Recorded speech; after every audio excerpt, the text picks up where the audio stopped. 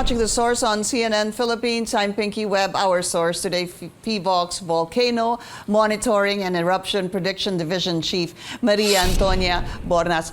Ma'am Mariton, good morning to you and thank you po sa oras.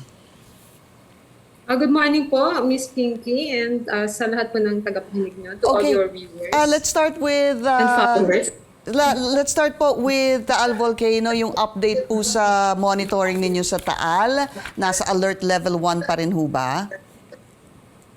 Yes, so since last week, the volcanic tremor that we have been detecting has been ongoing. No? Hindi siya humihina. Right now, it's the Volcano Island main crater is actually spewing out plumes that are reaching 2 meters high. No? So medyo malakas ang degassing. The degassing activity has been quite active. In fact, yesterday, sulfur dioxide averaged 9,391 tons per day. No? It's really almost twice the increase that we saw last week. And again, the volcano island is partially inflated on its western sector. So we do have possible magmatic activity or magmatic degassing taking place at depth inside the volcano. Dahil po tumataas itong sulfur dioxide emissions, ma'am, how dangerous is this? Okay, sulfur itself is quite harmful. No? Our stakeholders around the province of Batangas and the contiguous provinces have been dealing with this for 2 years already. Repeated exposure is actually toxic. No? It can cause severe respiratory distress, especially again to the vulnerable members of our population. Also, degassing is quite dangerous in terms of direct hazard to people who might step into Taal Volcano Island because, you know, sulfur dioxide is the volcanic gas we can smell. But there are other species of volcanic gases that we might not be able to detect, like carbon dioxide, which in large quantities can actually displace air and asphyxiate. So that's why when we have this very active degassing at the main crater, we really advise people to stay away from Taal Volcano Island because of this compounding dangers. Pero papaano ho? What kind of advice? Kasi meron po akong nabasa that residents should begin to stay indoors or kung hindi po maiwasan, gumamit po sila ng mask na N95.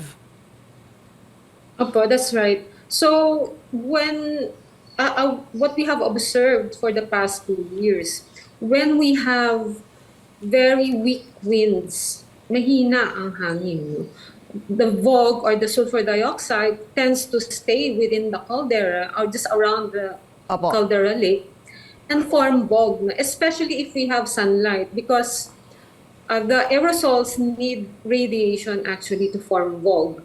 So if we have this kind of situation, then we have so many communities around the lake that are severely impacted by SO2. So people should stay indoors, wear masks, close windows. Better to use a wet cloth to cover your face. And, you know, the LGUs have been dealing with this for 2 years. They already have preparedness for this. They do have very active barangay, municipal, city health centers that respond to distress calls from their citizens when they are overly exposed to sulfur dioxide. There have been cases where barangays have been evacuated temporarily when the plume is actually exposing them repeatedly or continuously to sulfur dioxide. So there are already measures in place and perfected already by the local government. Yeah. So basically, it will really be coming from the advice of the local government units there. Let's move over to Mayon. Mayon, if Taal is on alert level 1, Mayon po is on alert level 2. What is the latest monitoring? So yesterday, between 5 a.m. yesterday and 5 a.m. today, we recorded 74 rockfall events, no, including very large events that rain, not actually rain, but delivered incandescent debris on the southern slopes of the volcano. So these events have produced a lot of lava debris within 1 kilometer south of the active crater and have produced ash, a very limited ash, no, very thin ash on the upper slopes to the southwest of the crater. So yesterday, we also had a measurement of sulfur dioxide. It's quite low, no? Nasa 208 tons per day only, which actually is a bit of a breather for us because this minimizes the danger of explosive eruption taking place. Unless the gas increases talaga, unless we see an increase in magmatic gas emission, then for now, we might see this kind of activity for quite some time. Ma'am Mariton, could you kindly explain this to me? Yung sulfur dioxide, ang sabi niyo po, is present in Mayon. Yes. The same is present in Taal. Yes, Hindi yes. ho ba? But you were saying Yes, yes. that the sulfur dioxide emission in Mayon is much less than that of Taal. Yet, Mayon is on alert level 2 and Yes. Taal is on alert level 1. Yes, yes. Could you try to simply Yes, answer that? Bakit ho ganun? Okay, so Mayon is an open vent volcano. It continually degasses SO2, even at alert level 0. In fact, the baseline level of Taal is 500 tons per day. So whether for the longest time that we have been monitoring Mayon, araw-araw yan, there is sulfur dioxide. Okay, if we compare that to Taal, Taal prior to the 2020 eruption did not emit sulfur dioxide plumes.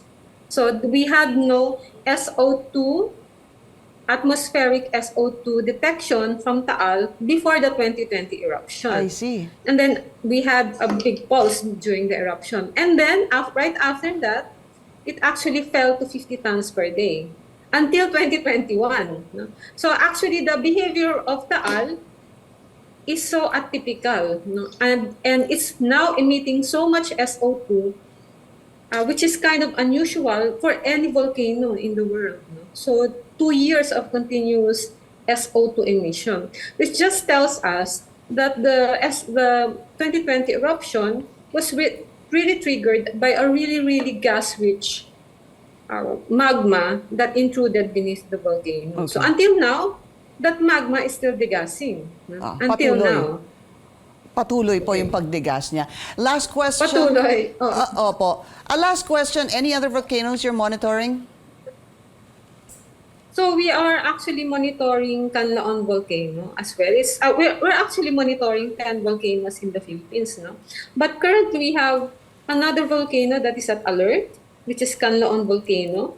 It's been producing a lot of low-frequency volcanic earthquakes for the past months. And yesterday we recorded 5, but more significantly, there was an increase in the sulfur dioxide emission of Canlaon to 1,089 tons per day yesterday. Normally, Canlaon spews out only very minimal, no? Mga 50 tons per day. Okay. Medyo 300 tons per day is already high, but 1,089 tons per day is already significant. So we're looking out also for Canlaon volcano. I'm not sure I heard it. Is it on alert level 1 as well? Yes, it is on alert level 1. All right. It's been on alert level 1 since 2020. Since 2020. Okay, PHIVOLCS Volcano Monitoring and Eruption Prediction Division Chief Mayon Bornas. Ma'am, thank you so much for your time. Okay, good morning and have a good day. Thank you for joining us here on The Source. I'm Pinky Webb. You're watching CNN Philippines.